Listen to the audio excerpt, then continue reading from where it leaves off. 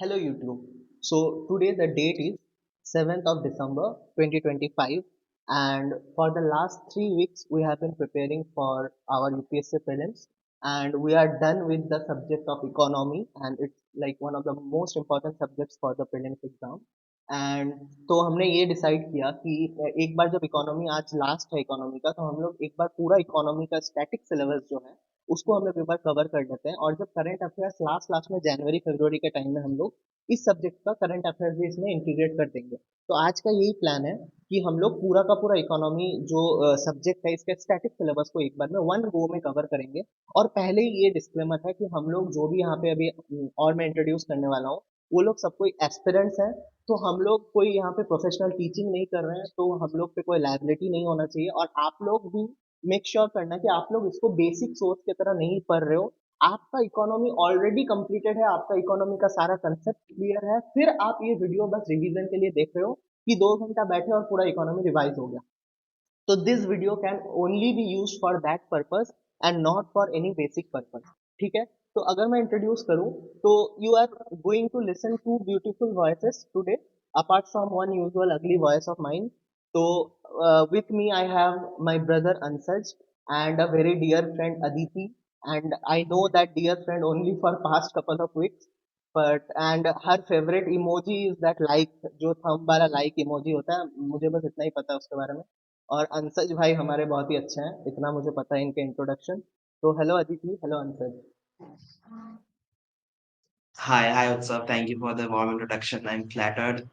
बहुत एक्साइटेड है आज के रिवीजन के लिए एंड लेट्स सी कैसे हम पूरे स्टैटिक सिलेबस को कितने कम से कम टाइम में रिवीजन कर सकते हैं। ऑल्सो डिस्क्लेमर जैसा आपने दे ही दिया है, रिआइटरेट कर देते हैं कि this is only for people जिनका syllabus already completed and they want कि उनको रिवाइज करना syllabus as quickly as possible, जिसमें सारे पॉइंट्स कवर्ड हो। तो हमारा इंटेंशन बिहाइंड दिस वीडियो यही है। Now I will let Aditi take over for a short intro before we can begin the session. Thank you, Utsav, for such a beautiful introduction. Uh, मैं ज़्यादा कुछ नहीं बोलूँगी, but I will just say let's start the session. Already late हो चुका है. हाँ तो Let's क्योंकि start. यहाँ पे ज्यादा बोलने वाले ऑलरेडी दो लड़के हैं, तो जो हमारी महिला मित्र हैं वो थोड़ा कम बोलेंगी ताकि न्यूट्रल बने रहे। तो आई विल लेट अंसज भाई to lead the economy marathon, starting with micro economics and then I will continue with macro economics, and उसके बाद जो नेक्स्ट टॉपिक है वो अदिति करेंगे। ठीक है, okay Ansaj, over to you. Yeah, so we'll start with the topic microeconomics market structure. So microeconomics basically कैसा topic है जिससे शायद प्रीलिम में डायरेक्टली क्वेश्चंस नहीं आते हो, but it sets a good foundation आगे जाने वाले टॉपिक्स के लिए। तो without any more ado, let's cut straight to the chase. Market structures काफी टाइप के होते हैं बेसिकली। बहुत टाइप के मार्केट होते हैं, परफेक्ट कंपटीशन, ओलिगोपोली, मोनोपोली। अब इसमें मेन की डिफरेंस क्या है, हम लोग उसके बारे में पढ़ते हैं। दो टाइप के टर्म्स होते हैं, एक होते हैं प्राइस टेकर्स, एक होते हैं प्राइस मेकर्स। प्राइस टेकर्स वो लोग होते हैं जिनका कुछ से नहीं होता, जिनका कोई ब्रांड लॉयल्टी नहीं होता ओवर प्राइसेस। अगर वो अपना आउटपुट इंक्रीज करे, आउटपुट डिक्रीज करे, उससे कुछ इफेक्ट नहीं होता एक्चुअल प्राइस लेवल पे। बट प्राइस मेकर्स वो लोग होते हैं जिनकी ब्रांड लॉयल्टी होती है, जिनके कुछ टाइप के डिफरेंशिएटेड प्रोडक्ट्स होते हैं, and they actually have a say on the price levels in the economy. So for example, if I say price maker would be something like a luxury clothing brand, and price takers would be an example of a vegetable market जहाँ पे कोई भी individual vegetable seller अपना price decide नहीं कर सकता। Eventually it would all boil down to the common market price, equilibrium price. तो यहीं पे वो लिखा हुआ है कि individual firms in a perfect competition is always classified as a price taker, and उनके पास कोई no market power. In equilibrium, all supply is sold and allocative efficiency is achieved. So there are two types of efficiencies. One is allocative, one is productive. So perfect competition में both allocative and productive efficiency is achieved. एक चीज note करने को रहेगा कि perfect competition करके real life में कुछ एग्जिस्ट नहीं करता है। This kind of a utopia. The closest example would be a vegetable market, but a vegetable market would also not be an ideal example. Market power जो हमने अभी पढ़ा कि मार्केट पावर को हम लोग बोलते हैं ability for firm to raise the level of market price of good by decreasing the output of its quantity of its output supply. अगर वो डिक्रीज कर देता है तो क्या उस गुड का प्राइस बढ़ता है? अगर बढ़ता है तो that firm has a market power, and if has a it has a market power then it exists two kind of characteristics, either oligopoly और मोनोपोली। इसमें बहुत बेसिक की डिफरेंस है कि मोनोपोली में बस एक डोमिनेंट फर्म होता है पूरे मार्केट में, ओलिगोपोली में मल्टीपल होते हैं। और जो मल्टीपल डोमिनेंट फर्म्स होते हैं, they are highly mutually interdependent, सब एक दूसरे पे डिपेंडेंट होते हैं। They have a lot of anti practices which they can do to distort the market. A close example is Airtel and Jio running the telecom industry in India.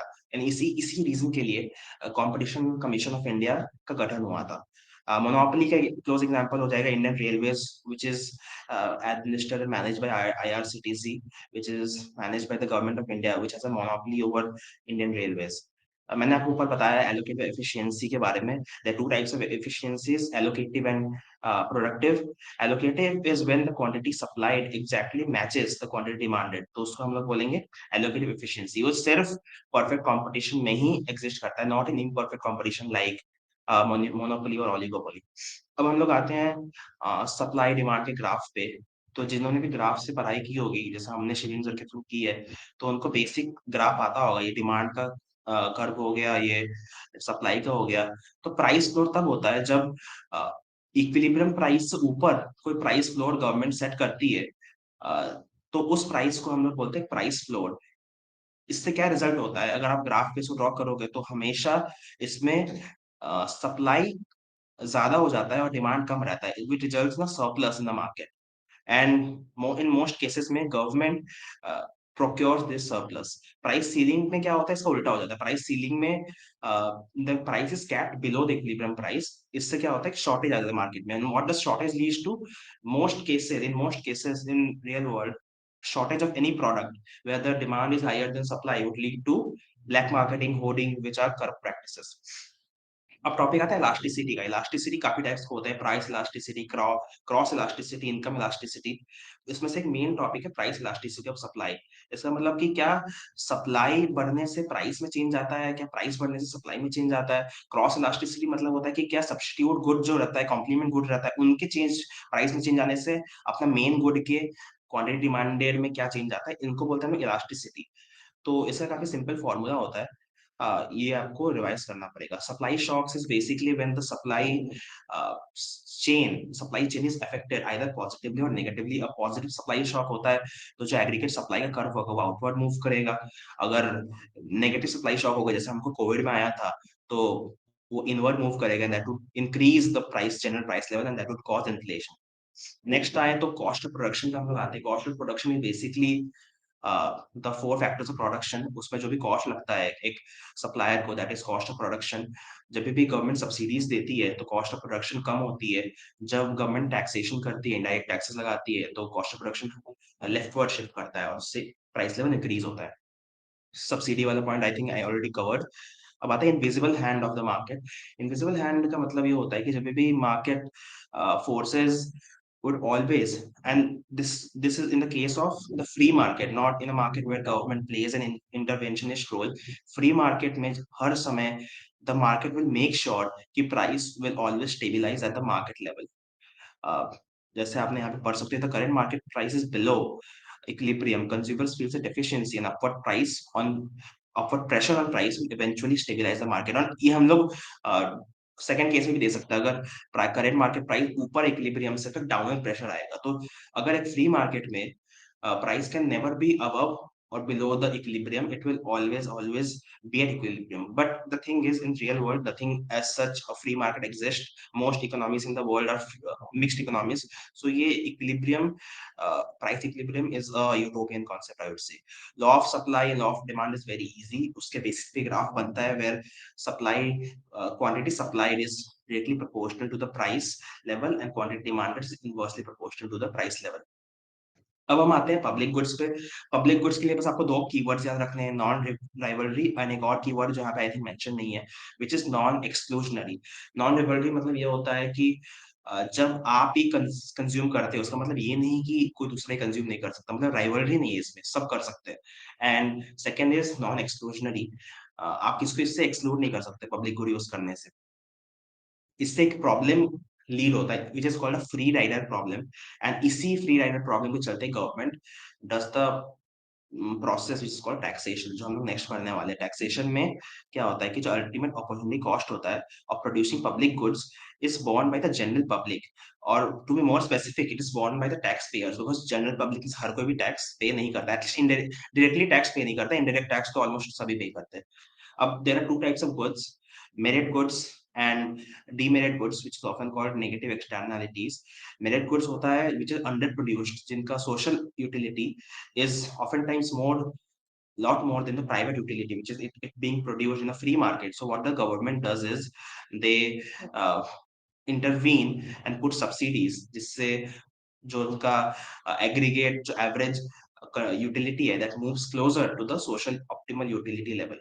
Negative externality में एकदम उल्टा होता है, where the benefit to society is less than the private utility, social utility is less and it is being over produced. तो वहां पे government क्या करती है, रेगुलेशन लाती है, टैक्सेशन करती है, जिससे कि it operates more closer to the socially optimal level. और जो यहाँ पे टैक्स लाती है उसी को हम लोग बोलते हैं पिगोवियन टैक्स, जो डिस्करेज टू ओवर प्रोडक्शन को डिस्करेज करने के लिए नेगेटिव एक्सटर्नलिटी में उसको ही बोलते हैं पिगोवियन टैक्स।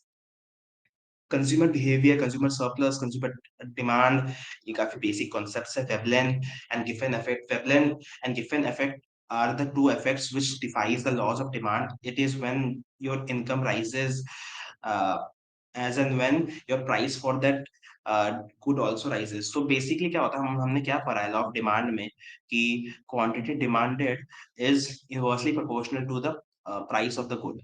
बट वेबलिन और गिफेन गुड्स के केस में क्या होता है, this does not work, is it defies the law of demand. इसमें quantity demanded is directly proportional to the directly proportional to the price of the good. तो वही आपको लिखा हुआ मिलेगा in economic phenomena where consumption of good leads to increasing satisfaction from subsequent units contradicting diminishing marginal utility. Income tax and consumption, reduction in household income tax generally leads to higher consumption. अगर इस basic बात है कि अगर आपका income tax कम होगा तो you will be left with more personal disposable income which would lead to higher consumption expenditure. Fertility rate normally rural areas में ज्यादा होता है। Low opportunity cost related to the children tends to be correlated with higher fertility rate. काफी सारे इसके reason होते हैं, wherein the parents in the especially rural areas believe that children from a very young age are a source of income for them. They are very vulnerable about the future, इसलिए the fertility rate especially in rural areas is quite high. Factors of production में हम लोग आए तो four primary types of factors of production होते हैं, land, labour, capital, entrepreneurship. और इनके जो subsequent payment of factor production होता है, लैंड के यहाँ पे होता है रेंट, लेबर के यहाँ पे होते हैं वेजेस, कैपिटल के यहाँ पे होते हैं इंटरेस्ट, और एंटरप्रेन्योरशिप के यहाँ पे होता है profit. Now to note something, capital is of very different types. Capital होता है, physical capital भी होता है, human capital भी होता है, social capital भी होता है। तो I recommend you to go through the table and have a very conceptual clarity upon what capital is. Uh, Labor quality and capital productivity is very subjective, very easier topics. जहाँ पे बस आपको यहाँ पे कुछ पढ़ना नहीं है, just go through it. Labor quality is basically enhancing labor quality depends upon education and skill formation, not just technological innovation. तो हम लोग को बस टेक्नोलॉजी इनोवेट नहीं करना है, हम लोग को ये मेक श्योर भी करना है कि जो हम लेबर है हमारे that are being skilled and educated enough to use those advancement in technology.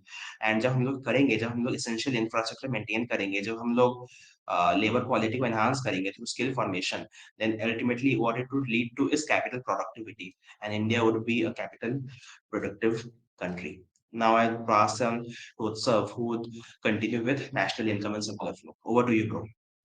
Thank you, Ansaj. That was a beautiful explanation.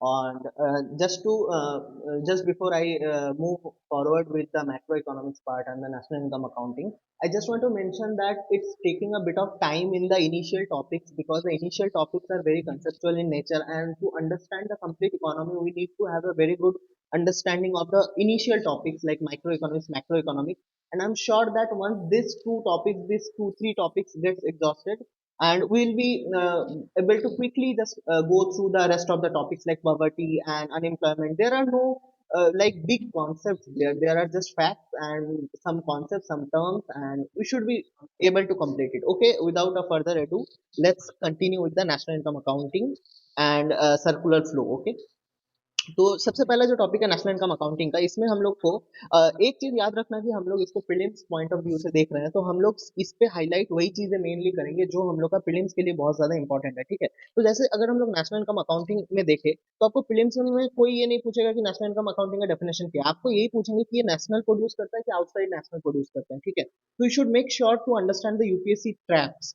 क्योंकि अगर आप यूपीएससी क्यूआईक्यू ट्रेंड्स भी देखोगे तो उसमें ट्रैप्स बहुत ज्यादा लगाती है यूपीएससी, ठीक है। तो बेसिकली जैसे कि ये लाइन है कि total money value of final goods and service produce, ठीक है, ये जो लाइन है आपका, ये उतना इंपॉर्टेंट नहीं है ना, क्योंकि ये एकदम बेसिक लाइन है, ये तो अंडरस्टैंडिंग है ही। ये अगर आप ऑप्शन में देखोगे तो आप इसमें कंफ्यूज नहीं होगे, okay. Let's come to the next measurement part, okay. Measurement में हम लोग का दो तीन तरह का मेजरमेंट है, तीन तरह का है बेसिकली। एक तो हो गया इनकम मेथड, एक हो गया एक्सपेंडिचर मेथड, और एक हो गया प्रोडक्शन मेथड, ठीक है। तो इनकम मेथड में हम लोग वही करेंगे जो अभी हम अंसर भाई बता रहे थे, जो हमारे प्राइमरी फैक्टर्स ऑफ प्रोडक्शन है, labour, land, labour, capital, entrepreneur, उसी का जो अगेंस्ट जो हमें जो इनकम मिलता है, वो हमारा हो गया आपका income method of measuring national income accounting, ठीक है। अच्छा, एक चीज याद रखना है कि हमारा जो इनकम होता है, ये इनकम आपका ट्रांसफर पेमेंट नहीं होता है, इनकम वही होता है जो फैक्टर्स ऑफ प्रोडक्शन जो होते हैं उनके अगेंस्ट जो पैसा मिलता है, सिर्फ उसी को हम लोग इनकम बोल सकते हैं। जैसे मैं अभी फुल टाइम प्रिपरेशन कर रहा हूँ, तो मेरे मम्मी पापा जो मुझे पालने के लिए जो पैसा दे रहे हैं, उसको हम लोग इनकम में काउंट नहीं करेंगे, ठीक है। मैं बेसिकली उनके पैसे पे जी रहा हूँ, तो वो इनकम नहीं है मेरा। जब भी मैं लैंड कुछ अपना दूंगा, या फिर लेबर दूंगा अपना, या फिर कुछ मैं अपना लैंड, लेबर, कैपिटल, एंटरप्रेन्योर्स, ये चारों में से जब तक मैं कुछ कंट्रीब्यूट नहीं करूंगा और उसके बदले में मुझे कुछ नहीं मिलेगा, वो आपका इनकम में नहीं होगा। ये बहुत इंपॉर्टेंट पार्ट है, ठीक है। उसके बाद अगर एक्सपेंडिचर मेथड से हम लोग जीडीपी काउंट करें, तो बेसिकली एक्सपेंडिचर कौन कौन करेगा, ठीक है। एक तो कंजम्पशन होगा, हाउस होल्ड जो हम लोग है, हम लोग कंज्यूम करेंगे तो उसका कंजम्पशन होगा। इसके बाद आपका जो इन्वेस्टमेंट है, ठीक है, बड़े बड़े फर्म्स इन्वेस्ट करते हैं, हम लोग जो सेव करेंगे बैंकिंग बैंक्स में, वही पैसा फिर लोग लोन लेके इन्वेस्ट करेंगे कहीं पे, तो ये आई का कंपोनेंट आ गया। फिर आपका जी का कंपोनेंट है कि जो गवर्नमेंट एक्सपेंडिचर करती है, जो गवर्नमेंट कैपिटल जो एक्सपेंडिचर करती है, रोड बनाती है, ब्रिज बनाती है, वो आपका गवर्नमेंट एक्सपेंडिचर हो गया। उसके बाद जो ये एक्स माइनस एम है, यही बेसिकली मैं ऊपर में बोल रहा था कि नेशनल इनकम अकाउंटिंग में हम लोग सिर्फ नेशनल्स को काउंट करते हैं, तो एक्सपोर्ट माइनस इंपोर्ट कर देंगे हम लोग, तो हमारा जो नेट एक्सपोर्ट होगा, ये वैल्यू आपका नेगेटिव में भी हो सकता है, पॉजिटिव में भी हो सकता है, क्योंकि हमें इंपोर्ट से मतलब नहीं है, हमें नेट एक्सपोर्ट देखना है। और अगर हम लोग नेट नहीं देखेंगे तो फिर इंपोर्ट वो वैल्यू को मतलब खराब कर देगा, ठीक है। तो ये हो गया आपका measurement of national income accounting. फिर हम लोग जीएनपी और जीडीपी का अगर देखें डिफरेंस, ये basically net factor income from abroad का ही डिफरेंस है। तो अगर हम लोग जीडीपी में net factor income from abroad को ऐड कर देंगे, तो ये जीएनपी बन जाएगा। और मैंने पहले ही बोला कि ये जो वीडियो ये थोड़ा एडवांस लेवल में है, जिनका इकोनॉमी कंप्लीट है वो रिवाइज करेंगे, तो यहाँ पे मैं net factor income from abroad for example नहीं एक्सप्लेन कर पाऊंगा, ठीक है। नेक्स्ट अगर आ जाए रियल वर्सेस नॉमिनल, इसमें आपको इतने बड़े बड़े कॉम्प्लेक्स लैंग्वेज नहीं पढ़ना है, सीधा सीधी याद रखो कि रियल में हम लोग इन्फ्लेशन को काउंट मतलब हटा देते हैं इन्फ्लेशन को, और जो नॉमिनल होता है उसमें हम लोग का इन्फ्लेशन रह ही जाता है। इसको करने के लिए हम लोग ये करते हैं, जैसे हम लोग मान के चलते हैं कि इंडिया में हर साल 6% के आसपास इन्फ्लेशन होता है, और आरबीआई का टारगेट भी होता है 4 ± 2 इन्फ्लेशन मेंटेन करने का। तो हम लोग क्या करते हैं, हम लोग पूरे प्रीवियस ईयर्स के लाइक 2 3 साल पहले, या फिर जैसे जब भी हमारा बेस ईयर हो, उसको हम लोग बेस ईयर बोलते हैं, उस ईयर का प्राइजेस लेते हैं, और इस करंट ईयर का हम लोग प्रोडक्शन मतलब जितना भी वैल्यू हम लोग प्रोड्यूस किए वो लेते हैं, उससे हमारा रियल जीडीपी आ जाता है। और अगर हम लोग इसी ईयर का प्राइस लेंगे तो नॉमिनल जीडीपी आ जाएगा, पर इसमें इन्फ्लेशन एडेड होगा, सीधी सीधी बात। इसके बाद हम लोग का जो जीडीपी कैलकुलेशन रूल है, इसमें लिखा हुआ है production matters more than sales. इसका यही मतलब है कि अगर मान लो मैं इस साल कोई गुड्स प्रोड्यूस करूं और वो नेक्स्ट साल मैं सेल करूं, तो मेरा इसी साल में वो काउंट हो जाएगा, क्योंकि इसी साल वो प्रोड्यूस हो गया। सेल कौन सा ईयर में होता है वो मैटर नहीं करता है। तो ये भी आपका एक प्रीलिम्स ट्रैप है, आपको ये बहुत अच्छे से याद रखना है, क्योंकि प्रीलिम्स में इसको आपको फंसाने का ट्राई करेगा यूपीएससी कि प्रोडक्शन किस साल हो रहा है, सेल किस साल हो रहा है, तब उसको किस साल काउंट करोगे, ओके। अच्छा, उसके बाद एक नॉन मोनेटाइज इकोनॉमी आ जाती है। ये जनरली हम लोग देखते हैं कि हमारे जो वुमेन है उनके रिगार्डिंग में ये होता है, क्योंकि वो लोग ऐसा बहुत सारे काम करते हैं जिनको सोसाइटी में उतना वैल्यू नहीं किया जाता है, पर वो बहुत ही इंपॉर्टेंट है, उसके बिना शायद हम लोग जो मोनेटाइज काम है वो भी ना कर पाए। तो उनको अकाउंट करना बहुत जरूरी है। पर जीडीपी का एक बहुत बड़ा ड्रॉबैक यही है कि वो जो वुमेन के जो नॉन मोनेटाइज वर्क है, एक मदर का जो वर्क है, एक सिस्टर का जो वर्क है, वो सब हम लोग जीडीपी में काउंट नहीं करते। उसमें एक बहुत इंपॉर्टेंट मेंस का पॉइंट मैं इसी में ऐड करना चाह रहा हूँ कि अगर मेंस में कभी जीडीपी से क्वेश्चन आए, तो यू मस्ट मेंशन कि ये जो नॉन मोनेटाइज जो इकोनॉमी है, ये जीडीपी में काउंट नहीं होता है, पर हर बार जीडीपी का बात करते टाइम आप इसको जरूर काउंट करोगे, तो आपको एक एक्स्ट्रा एडवांटेज मिलेगा, ठीक है। इसके बाद इंटरमीडिएट गुड्स भी एक बहुत इंपॉर्टेंट कॉन्सेप्ट है, क्योंकि हम लोग जब भी जीडीपी काउंट करते हैं, तो हम लोग सिर्फ और सिर्फ फाइनल गुड्स को ही लेते हैं, इसको याद रखना बहुत जरूरी है।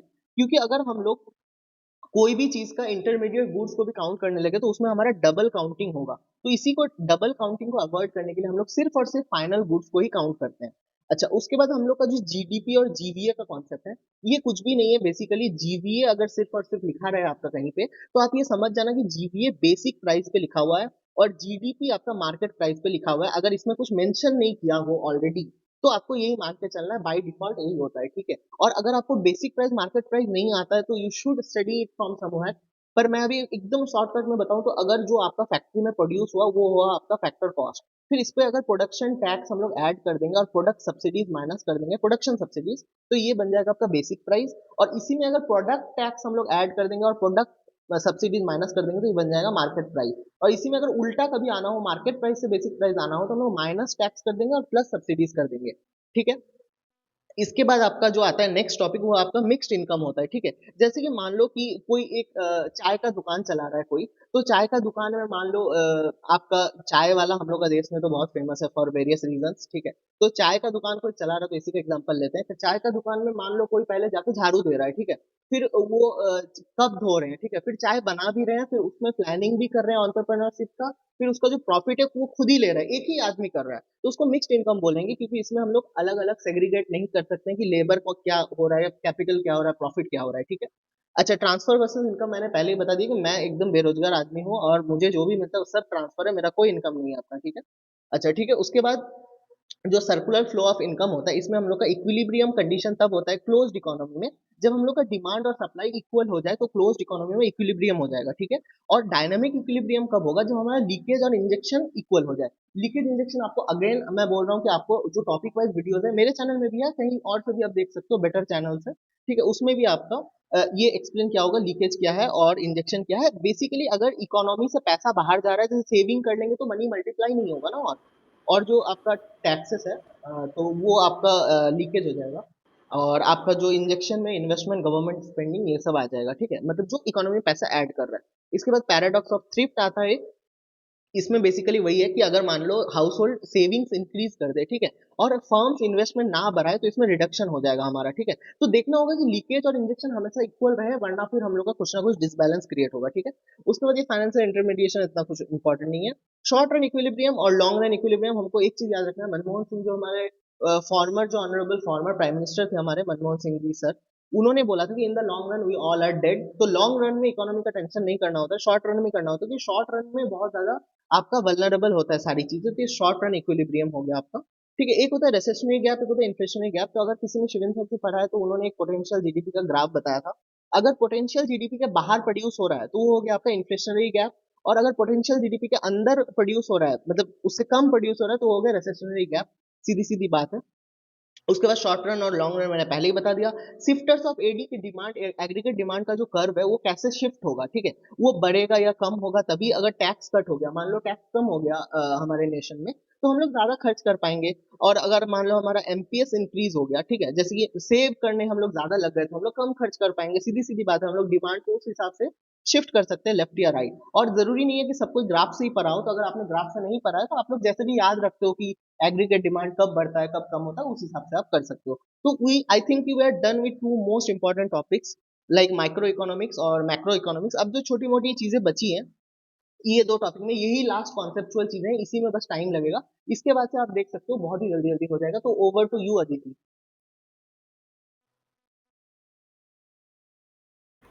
Yes, thank you. मैं पहले ही बता रही हूँ कि मेरे उतने अच्छे से कॉन्सेप्ट्स ऑलरेडी क्लियर नहीं है, so please forgive me if I से something wrong. So yes, so let's start with GDP estimation and methodology. GDP is already explained by Utsav. I will just explain what is net domestic product. So it is basically derived from GDP but by subtracting depreciation. मतलब GDP में जो already value हम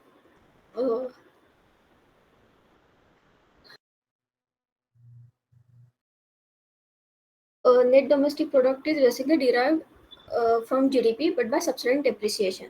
and depreciation मतलब क्या होता है कि जब हम कोई मशीन या फिर कोई व्हीकल ऐसे तैयार करते हैं, तो उसमें जो लगने वाली मटेरियल्स होते हैं, तो उसकी जो वैल्यू होती है वो सब्सट्रैक्ट की जाती है, मतलब टोटल वैल्यू हम कैलकुलेट करते हैं जीडीपी में, तो नेट डोमेस्टिक प्रोडक्ट में डिप्रिसिएशन को माइनस करके इट्स लाइक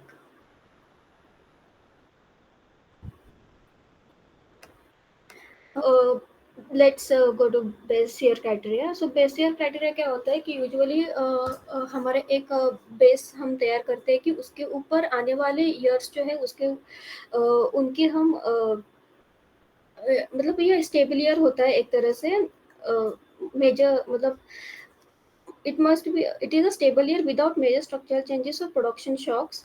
मतलब क्या होता है कि अगर एक ऐसा ईयर होना चाहिए जिसमें कोई भी किसी भी तरह की क्या बोलते हैं फ्लड्स या ड्रॉट्स या किसी भी तरह की नेचुरल डिजास्टर नहीं होना चाहिए, या फिर इन्फ्लेशन डिप्रेशन ज़्यादा नहीं होना चाहिए। तो अगर ऐसा कोई ईयर है उसके बेसिस पे हम उसको base year as a calculate करेंगे हम। Then there is a base effect. It is a higher base year value that can make the current year's growth rate appear lower. Then there is a low previous year inflation leads to high current inflation reading. मतलब क्या होता है कि अगर हमारा जो previous year है उसकी जो इन्फ्लेशन थी दैट leads to okay. हाँ तो मैं बस एक चीज़ बताना चाह रहा था कि अदिति जी को थोड़ा सा बाहर जाना पड़ गया अर्जेंटली, तो वो कभी नेक्स्ट सेशन में हमें ज्वाइन कर लेंगी। And thank you so much Aditi ji for joining this session, and I hope you have a great day ahead. और अभी फिलहाल जो हम लोग का इकोनॉमी मैराथन का सेशन है वो हम दोनों मिलके थोड़ा बहुत जितना भी हमें आता है, एक्चुअली हम लोग सब एक्सपेरिमेंट है ना, हम लोग खुद ही को हम लोग को अच्छे से नहीं आता, हम लोग दूसरे को क्या समझाएंगे, पर फिर भी हम लोग अपने लिए ये कर रहे हैं। तो ओवर टू यू अंशुल भाई, अब एक बार शुरू से इसको कवर कर दो, फिर नेक्स्ट फाइल मैं लेता हूँ। Hi YouTube, welcome back. I hope you didn't miss me too much. शुरू करते हैं टेस्ट कुछ थ्री भी की भाई, सॉरी कुछ रिकॉल भी, शीट कोई थ्री कोई से। मिस नहीं कर रहा है आपको, ठीक है। अरे भाई शुरू करते हैं GDP estimation and development indicator से। तो GDP is basically gross domestic product. हमने जब उत्सव भाई ने समझा रहे थे तो हमने उसका बेसिक मीनिंग समझा भी था। इसमें तीन वर्ड्स होते हैं बेसिक, जिनको हमको क्लैरिटी रहना चाहिए काफी। Gross, domestic and product. Domestic is anything which is produced in the India territory. अब क्या क्या इंडिया का टेरिटरी है, that is also something which is confusing, which is something which is made in India, something which is made in Indian embassies abroad, and something which is like 200 nautical miles from the baseline, coastline basically. Gross is the total amount. जब हम लोग gross से net पे आते हैं, this is a very basic mathematical thing, we subtract the depreciation. Depreciation होता क्या है? Depreciation is basically the loss in value of past investment. So basically जो वेयर एंड टियर होता है मशीन्स में, उसी को हम लोग डेप्रिसिएशन वैल्यू असाइन करते हैं, that is subtracted from the gross domestic product to go into GDP. अब बेस ईयर पे हम लोग आते हैं। हम लोगों ने कुछ देर पहले ही कंसेप्ट पढ़ा था रियल जीडीपी का, नॉमिनल जीडीपी का। तो रियल जीडीपी और नॉमिनल जीडीपी में फर्क क्या होता है? बेस ईयर का फर्क होता है। नॉमिनल जीडीपी हम लोग करंट मार्केट प्राइस लेते हैं, और रियल जीडीपी हम लोग कांस्टेंट मार्केट प्राइस लेते हैं, जहाँ पे हम लोग बेस ईयर सेट करते हैं। तो base year is that year which is must be a stable year सबसे पहले। वहाँ पे कोई मेजर स्ट्रक्चरल चेंजेस ना हुई हो इकोनॉमी में, लाइक 2016 में डीमोनेटाइजेशन हुआ था, जीएसटी काउंसिल आया था, लाइक 2020 में कोविड ईयर था। तो ऐसा कुछ मेजर शॉक्स ना हुआ हो इकोनॉमी में, एक स्टेबल ईयर हुआ हो, and the basket of goods must remain largely the same. तो हम लोग 2000 के बास्केट ऑफ गुड्स को अभी के बास्केट ऑफ गुड्स से कंपेयर नहीं कर सकते। तो we have to like make the basket of goods very diligently, very practically, pragmatically. Base effect बहुत ही ऐसा कॉन्सेप्ट है जो मैथमेटिक्स स्टूडेंट्स को तो बहुत इजीली समझ में आ जाएगा। कि अगर आपका ऑलरेडी बेस ही हाई है, तो आपके नेक्स्ट ईयर अगर उसका ग्रोथ भी हुआ हो, then also the growth might seem a lot lower. But अगर आपका बेस सिचुएटेड ही बहुत लो है, और अगर आप अपने नॉर्मल लेवल्स पे भी गए हो, तो the growth might seem very high. तो इसी को बोलते हैं हम लोग बेस इफेक्ट। बेस इफेक्ट का मतलब ये है कि the higher base year value can make the current year growth appear lower. तो जो मैंने यहाँ पे ड्राइंग किया है आप उसे समझ सकते हो। Low previous year inflation leads to high current inflation reading. High previous year GDP contraction leads to high rebound. तब ये पॉइंट अच्छा इंटरेस्टिंग समझने वाला है। अगर हम लोग का प्रीवियस ईयर में जीडीपी बहुत कॉन्ट्रैक्ट किया था, कॉन्ट्रैक्ट मतलब कम हुआ था, तो अगले ईयर में जब वो नॉर्मल लेवल्स पे आएगा तो बहुत रिबाउंड हाई ग्रोथ दिखेगा, जबकि कुछ ज्यादा चेंज हुआ नहीं है। जस्ट बिकॉज उसका प्रीवियस ईयर में कॉन्ट्रैक्शन हुआ था, इसलिए वो ग्रोथ बहुत हाई लगेगी। अब जीडीपी का एस्टिमेशन कैसे होता है? पहले 2015 के पहले was being done by ASI, the annual survey of industries, और उसके बाद वो शिफ्ट कर दिया गया है MCA 21, it is ministry of corporate affairs 21 database, जहाँ पे एक्चुअल काउंटिंग होती है, कोई एस्टिमेशन नहीं होती है। It also reduces the bias towards the industrial sector and briefly covers the services sector also. GDP, जीवी और GP are two concepts. GVA is basically gross value added, जहाँ पे हम लोग at each stage of the producer हम लोग value of output को subtract करते हैं minus value of input, and हम लोग उसको अगर हम लोग cross India add कर देते हैं, that value comes out to be GDP. GVA is actually much easier to calculate because GDP में एक प्रॉब्लम आती है जो हम लोग ऊपर पढ़ चुके हैं ऑलरेडी। देख रहे हैं आप, जैसे हर टॉपिक ऊपर से कनेक्टेड है, तो आप ये रैंडमली वीडियो देख के you might not be able to gauge things, but double counting की जो प्रॉब्लम है हम लोग ऊपर पढ़ चुके हैं। तो बेसिकली वही, उसी के लिए हम लोग जीवीए का यूज करते हैं, बिकॉज यहाँ पे डबल काउंटिंग की प्रॉब्लम ही नहीं आती। हम लोग जो value of output minus value of input करते हैं। Post 2015 revisions shifted estimates from GDP at factor cost to GV at basic prices। तो बेसिकली कुछ फैक्ट्स जो हमको याद रखने हैं, ईयर याद रखना है, पहले किस पे कैलकुलेट होता था, अभी किस पे कैलकुलेट होता है। GDP at market price is sum of GVA plus product taxes minus subsidies. ये भी काफी बेसिक जो हमने उत्सव भाई ने फाइल 2 में पढ़ाया था कि GDP is basically GDP market price, GB को हम लोग बेसिक प्राइस बोलते हैं। तो जो अगर आपको फॉर्मूला याद हो जाएगा ना फैक्टर कॉस्ट, बेसिक प्राइस और मार्केट प्राइस, तो it is very easy. Factor से बेसिक जाने में आपको plus production tax minus product subsidies करना है, और बेसिक से मार्केट जाने पे आपको plus product tax minus product subsidies करना है। GVA is basically written as GV at basic price, जो यहाँ पे लिखा है, and GDP is basically written as GDP at market prices. तो ये कुछ ज्यादा हार्ड चीज नहीं है, इट इज बेसिक एनालिटिकल, आपको बस एक बार डेफिनेशन याद होनी चाहिए। Investment क्या है? Investment is something which is not consumed today. You need to add to future productive capacity. Very self-explanatory. Financial assets and inventory management. एक चीज आपको बताना चाहूंगा, जो भी unused inventory होता है, that is an asset for an industry. Financial assets, something buying shares is a financial transaction, not counted as investment in GDP. जब भी आप कभी भी एक अच्छा यूपीएससी आपको ट्रिक क्वेश्चन कर सकती है कि क्या बाइंग शेयर्स, अगर आप किसी शेयर के ट्रांजैक्शन करते हो share market, क्या that increase the size of India's GDP? So the simple answer is no. It is just a financial transaction and it does not count as an investment in GDP. And that can be an investment in your personal capacity, but not in terms of GDP calculation. But in the same lines, buying a machine is indeed counted in GDP. हम लोग बहुत अब interesting concept में आते हैं जिसका नाम है ICOR, investment capital output ratio. To sum it up in a very easy way, आपको कितना परसेंट इन्वेस्टमेंट लगता है to grow your growth by 1% of your GDP is ICOR, basically investment capital output ratio, measures additional capital required to produce an additional output, unit of output। Basically यहाँ पे unit of output is most in most colloquial terms known as percent of GDP। अगर आपको 1% GDP बढ़ाने के लिए 3% additional capital डालना पड़ रहा है, और 1% जीडीपी ग्रोथ करने के लिए 2% डालना पड़ रहा है, तो ऑब्वियसली 2% इज मोर इफेक्टिव ना। तो वही हम लोग यहाँ पे पढ़ते हैं, lower ICOR indicates higher efficiency of capital, मतलब कैपिटल का अच्छे से यूज हो रहा है, और higher ICOR indicates inefficient use of capital. Next term पे आते हैं तो gross fixed capital formation, which includes purchase of any new capital by firms, residential investment by individuals। It does not exclude residential, it does not, यहाँ पे it includes residential भी आप बोल सकते हो। अब बहुत इजी कॉन्सेप्ट्स आते हैं दोनों, growth versus welfare, growth versus development, आपने पढ़ा ही होगा। सो एक बहुत कॉमन क्वेश्चन है कि does growth necessarily lead to development, and the simple answer is no। Development is a very broad arching concept, growth is just the economic aspect of it। Conventional GDP calculation excludes unpaid care work, income inequality, environment externalities and voluntary work. तो ये भी हमने I think page 2 file 2 में पढ़ा था इसके बारे में कि अनपेड केयर वर्क को कैसे हम लोग अकाउंट नहीं करते in the normal GDP counting process, conventional process. And उसके लिए काफी सारे नए नए काइंड ऑफ इकोनॉमिक्स के फील्ड भी अराइज हुए हैं, like embedded economy, new economic welfare, green GDP which accounts for environment externalities, जो हम लोग पढ़ने वाले हैं। The best indicator to capture true welfare loss and growth is accompanied by environmental degradation. Real GDP and welfare, real GDP removes inflation effects, जो हमने पढ़ा है real GDP, nominal GDP, but all does not always reflect improvement in welfare. Welfare क्यों नहीं reflect करेगा, क्योंकि GDP as a concept is only biased towards the economic sides of it, and it essentially does not capture economic any aspects more than economy. अब आता है GDP, GNP. This is also a very basic concept. GDP focuses on where the production happens, which is basically economic territory.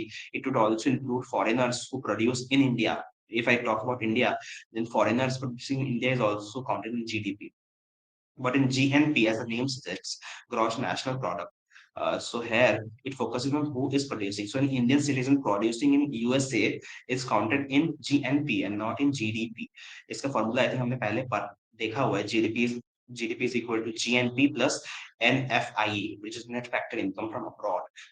Economic territory में हम लोग क्या-क्या include करते हैं, includes inland waters, national air space, EEZ. EEZ कितना से कितना दूर तक होता है, इट इज याद कर सकते हो 200 nautical miles from base line, and it is followed under which convention, it is by UN clause which is the United Nation convention for the law of the sea, if I am correct. Development के काफी सारे indicators होते हैं. अब यहाँ से चीजें काफी सारा स्टैटिक हो जाएगी.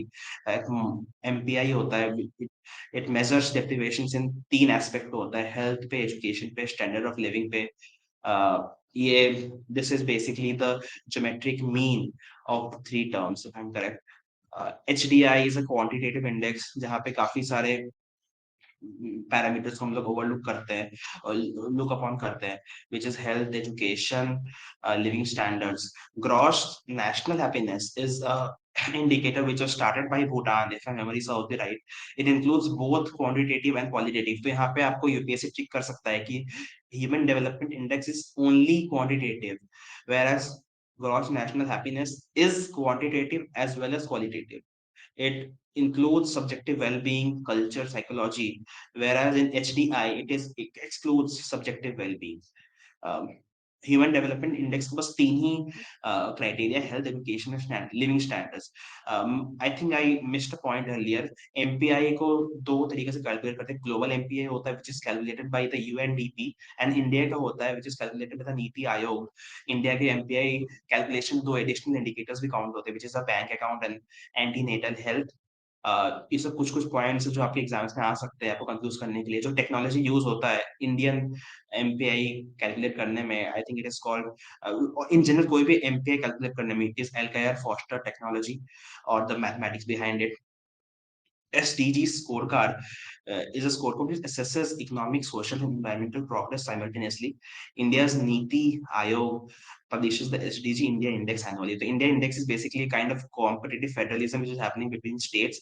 SDG, as we all know, is Sustainable Development Goals, which was adopted in 2015, and काफी सारे 17 targets, if I'm correct, which are to be completed by 2030. And उसी का एक SDG इंडेक्स बनाती है NITI Aayog to track and monitor कि कौन सा स्टेट किस एरिया में अच्छा प्रोग्रेस कर रहा है, which state is lagging behind, and Niti Aayog from time to time gives some recommendations to those states lagging behind so that they can help achieve the SDG goals as soon as possible. I think that concludes file 3. Now next topic to Utsav. Thank you Anshaj भाई. यार आपका background knowledge इतना ज़्यादा है कि यहाँ पे मुझे इनसिक्योरिटी हो रहा है. आप हर एक लाइन में इतना एक्स्ट्रा नॉलेज उसमें ऐड कर दे रहे हो, मेरे से उतना नहीं हो पाएगा. मैं पहले डिस्क्लेमर दे रहा हूँ, ठीक है. और अगर किसी को अंशज भाई का बहुत ज़्यादा पसंद आया एक्सप्लेनेशन, तो प्लीज़ कमेंट्स में बोलना कि अंशज भाई अपना एक चैनल खोले और फिर उसमें और डिटेल में बताए, ठीक है. अभी हम लोग फटाफट कंटिन्यू करते हैं एम्प्लॉयमेंट और अनएम्प्लॉयमेंट से, ठीक है. तो एम्प्लॉयमेंट और अनएम्प्लॉयमेंट में अगर हम लोग सबसे पहले देखें तो एक जो टोटल, मैं एक बार थोड़ा सा बेसिक बता देता हूँ फटाफट. ये मान लो टोटल पॉपुलेशन है एक सर्कल, ठीक है. उस सर्कल में अब आएगा आपका लेबर फोर्स. लेबर फोर्स में वही लोग आएंगे जो आपका एज 15 टू 59 में है, ठीक है.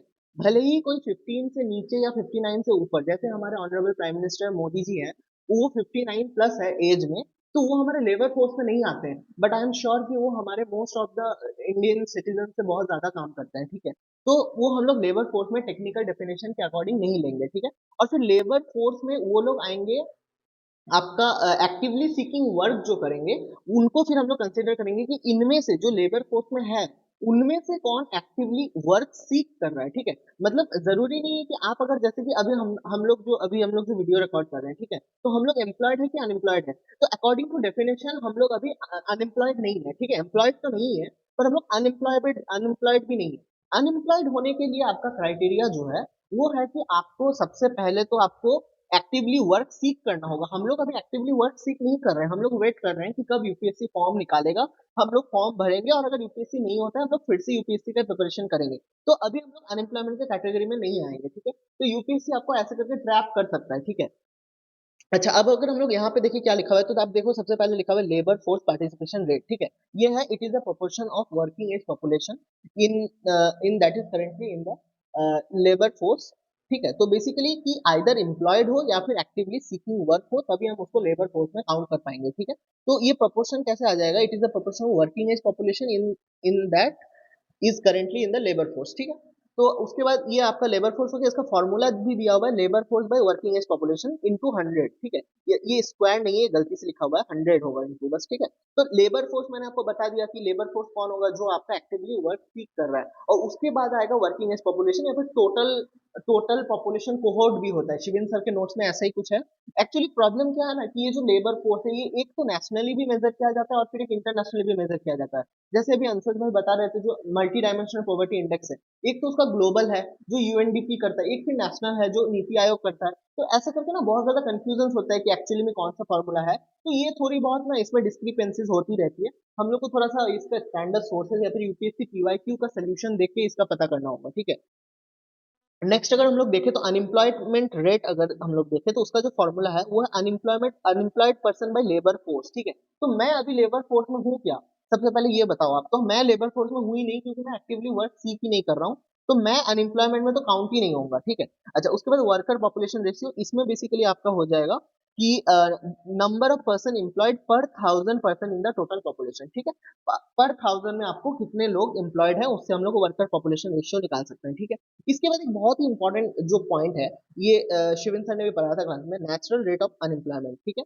ये बेसिकली आपका जिसका फुल फॉर्म है non accelerating inflationary rate of unemployment, ठीक है।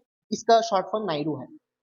ये बेसिकली क्या है, अकॉर्डिंग टू इकोनॉमिस्ट, ठीक है, शायद किनीजियन इकोनॉमिस्ट में ये बोलता है, तो क्लासिकल में I am not sure about that. तो इसमें क्या बोलता है कि इसमें बोलता है कि एक इकोनॉमी में ऐसा कभी नहीं होगा कि जीरो अनएम्प्लॉयमेंट हो, ठीक है। That is not the actual case in the long run at least, ठीक है।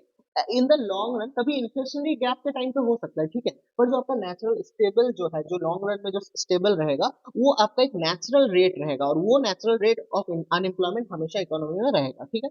इसके बाद हम लोग अगर मेजर करने का देखें तो हम लोग इसका यूजुअल प्रिंसिपल स्टेटस भी मेजर करते हैं, करंट वीकली भी करते हैं, करंट डेली भी करते हैं, हाँ वो भी लिखा हुआ है नेक्स्ट पे भी, ठीक है।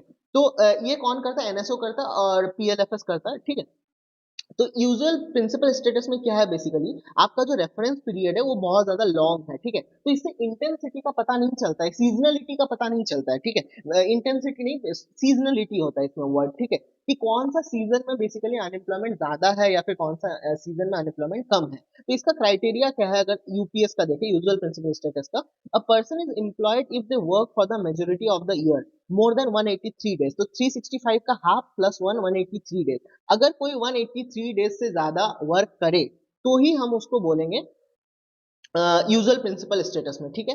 उसके बाद अगर करंट वीकली स्टेटस देखें तो ये आपका 7 दिन के इसमें रेफरेंस में यूज किया जाता है, ठीक है।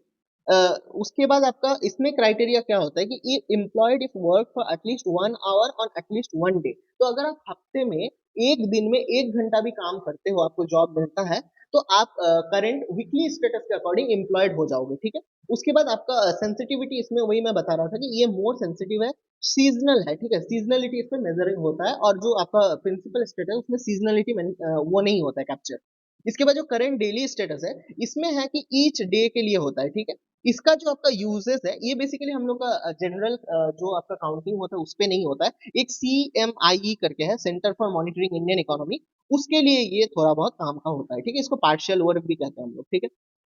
इसके बाद अगर हम लोग टाइप्स ऑफ अनएम्प्लॉयमेंट देखें तो आई एम श्योर कि आप लोग अगर क्लास 6-7 में ज्योग्राफी पढ़ा होगा आपने, तो मुझे याद आ रहा है कि 6, 7, 8 यही तीनों क्लास में कोई एक एनसीईआरटी में या फिर 9 में, मैंने सारा ही क्लास बोल दिया ऐसे करके, हाँ, तो कोई एक बेसिकली क्लास का एनसीईआरटी के ज्योग्राफी में आपका डिसगाइज अनएम्प्लॉयमेंट पढ़ा था मैंने बचपन में। उसमें आपका बेसिकली एग्रीकल्चर का एग्जाम्पल दिया हुआ था कि 3 जन मिलके भी 100 टन ऑफ राइस मान लो प्रोड्यूस कर रहा है, और 4 जन मिलके भी 100 टन ऑफ राइस ही प्रोड्यूस कर रहा है। तो ये जो एक एक्स्ट्रा मार्जिनल जो आपका है ये डिस्गाइज अनएम्प्लॉयमेंट हो गया कि मार्जिनल प्रोडक्टिविटी जीरो है बेसिकली, ठीक है। तो यही आपका डिस्गाइज अनएम्प्लॉयमेंट है, ठीक है। इसमें भी एग्रीकल्चर का एग्जांपल होता है मेनली, इसमें मार्जिनल प्रोडक्टिविटी जीरो होता है, नेग्लिजिबल होता है, ठीक है।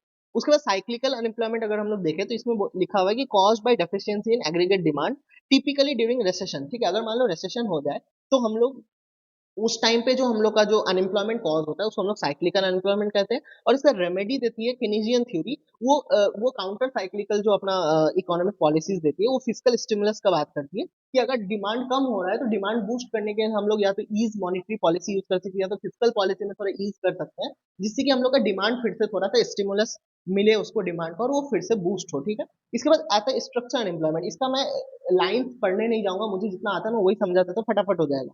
स्ट्रक्चर अनएम्प्लॉयमेंट क्या है, बेसिकली मान लो आप कोई कॉल सेंटर में काम करते थे, ठीक है, और कॉल सेंटर को अब एआई रिप्लेस कर लिया तो उसका स्ट्रक्चर चेंज हो गया, तो स्ट्रक्चर अनएम्प्लॉयमेंट हो गया, सीधी सीधी बात। अच्छा, इसके बाद अगर फ्रिक्शनल अनएम्प्लॉयमेंट देखें तो मान लो आपको कोई जॉब चाहिए, आपने एक जॉब छोड़ा, आपको नया जॉब चाहिए, तो उसके बीच में जो आपको थोड़ा टाइम लग रहा है, मान लो आपके पास सफिशिएंट डेटा नहीं है कि अभी आपके अकॉर्डिंग करने के लिए कौन सा जॉब अवेलेबल है इकोनॉमी में, उस केस में आपको फ्रिक्शनल अनएम्प्लॉयमेंट कहते हैं, ठीक है। इसको बेनिफिशियल बोलते हैं हम लोग इकोनॉमी के लिए। क्यों बेनिफिशियल बोलते हैं, आप जनरली अगर यूपीएससी क्वेश्चन बनाता है कि frictional unemployment is considered beneficial, तो आपको क्या लगेगा, जो अभी ट्रेडिशनल एलिमिनेशन ट्रिक्स चल रही है मार्केट में, आपको लगेगा कि अरे देखो अनएम्प्लॉयमेंट को बेनिफिशियल बोल रहे हैं, ये थोड़ी ना सही होगा, पर ये सही है। क्योंकि अगर फ्रिक्शनल एम्प्लॉयमेंट है, इसका ये मतलब कि आप एक जॉब छोड़ के दूसरा जॉब ढूंढ रहे हो, इसका मतलब इकोनॉमी में जॉब तो अवेलेबल है। अगर मान लो इकोनॉमी का हालत खराब होता तो आप आपका पहला जॉब ही नहीं छोड़ते, आप ऑलरेडी अपना जॉब छोड़ के एक दूसरा जॉब सीख कर रहे हो, तो इसका मतलब इकोनॉमी में जॉब अपॉर्चुनिटीज बढ़ रही है, तो it's beneficial for the economy, ठीक है। इसके बाद अगर हम लोग डेमोग्राफिक्स और ग्रोथ कंसेप्ट में देखें तो एक बहुत इंपॉर्टेंट पॉइंट होता है डेमोग्राफिक डिविडेंड। आप जो कैपिटल मार्केट पढ़ोगे उसमें डिविडेंड वर्ड देखोगे, ये बेसिकली एक प्रॉफिट होता है, ठीक है। तो अगर इंडिया को अपना डेमोग्राफी, जो कि इसका यंग पॉपुलेशन है, अगर इंडिया को अपना डेमोग्राफी का डिविडेंड का यूज करना है तो उसको अपना जो ये है उसको स्किल देना होगा, हेल्थ देना होगा, और उसका फीमेल जो लेबर फोर्स पार्टिसिपेशन रेट है उसको भी इंप्रूव करना होगा, ठीक है। और जो इसका बैरियर है वो है आपका हाई डिपेंडेंसी रेशियो, मतलब मोर एल्डरली और चिल्ड्रेन जो अगर हो जाए किसी किसी नेशन में, जैसे जापान अभी आपका इस क्राइसिस से जा रहा है, तो अभी मैंने एक न्यूज पढ़ा था करंट अफेयर्स में जो कि बहुत ही फनी था कि वो अपना पॉपुलेशन, यंग एज पॉपुलेशन बढ़ाने के लिए एक दिन एक्स्ट्रा लीव दे रहे हैं वर्कर्स को, ठीक है, ताकि वो अपना नेसेसिटी वाले काम करें और इससे अपना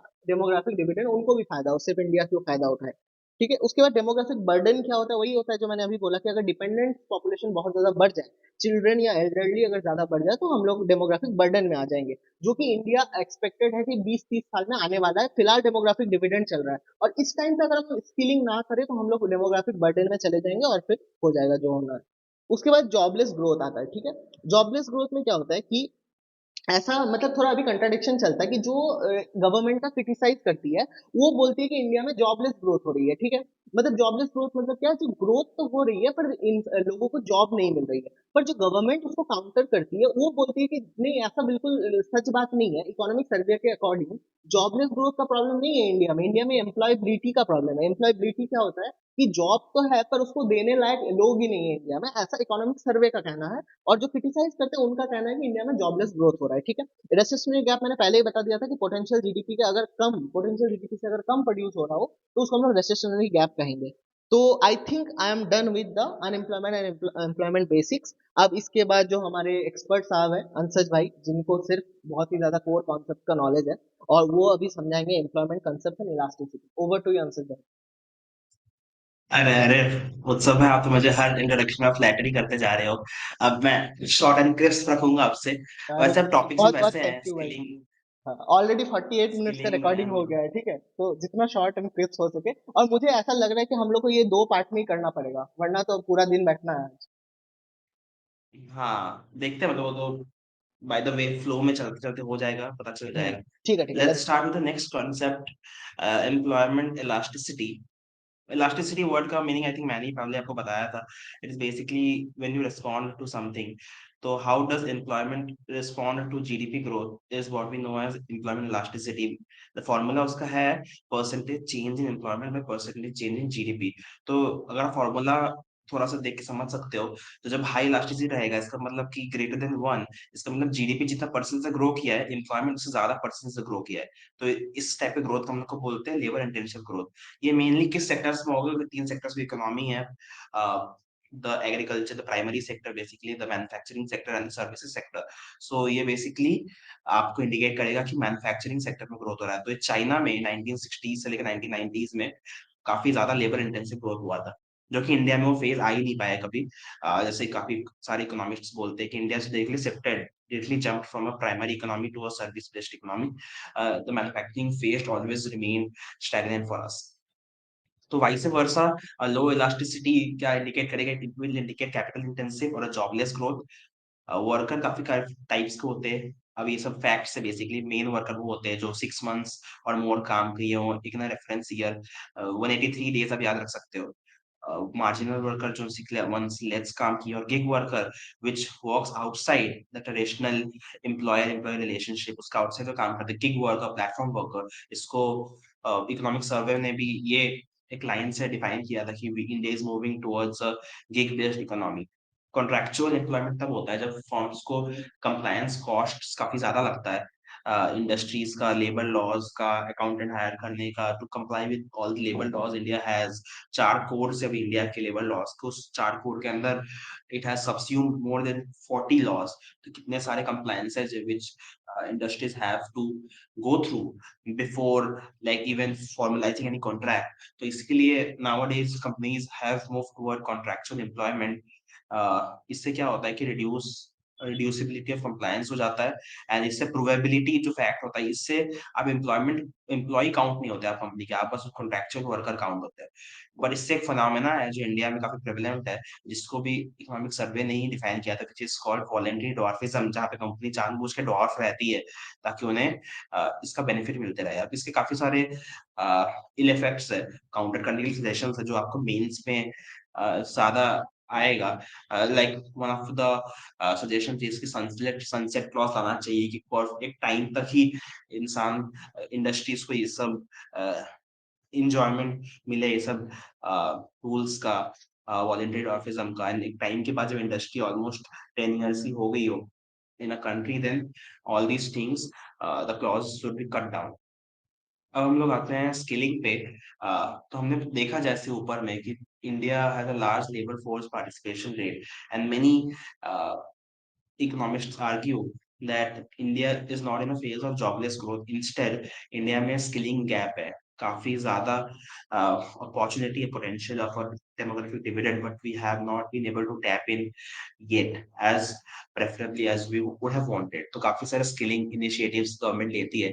This is very basic, आपको बस इस पे फैक्ट रीडिंग करना है, which is प्रधानमंत्री कौशल विकास योजना. It is the flagship scheme of the Ministry of the Skill Development and Entrepreneurship. इसका मेन टारगेट क्या है? अनएम्प्लॉयड यूथ है एंड स्कूल ड्रॉपआउट्स है। इसमें क्या फोकस में आता है? इसमें ट्रेनिंग देते हैं and recognition of previous learning, prior learning करते हैं। अगर प्रायर लर्निंग है किसी का लेकिन सर्टिफिकेशन नहीं है, तो आपको आरपीएल में मिलेगा, और ट्रेनिंग के लिए आपको उनके बहुत सारे सेंटर्स होते हैं, केवीकेस होते हैं, कौशल विकास केंद्र। तो वहां पे उनको ट्रेनिंग मिलता है, and the training is certified by a framework which is called NSQF, the National Skilling Qualification Framework, if my definition is correct. Success metric is measured by the employment outcomes, like getting a job. Not just training numbers is not the metric. जहाँ पे employment मिलना is the main metric. RPI, recognition of prior learning, is certified skills acquired through informational or traditional learning to align them with the formal standards, which is NSQF. NSQF क्या है? It is an eight pointer, if I am correct.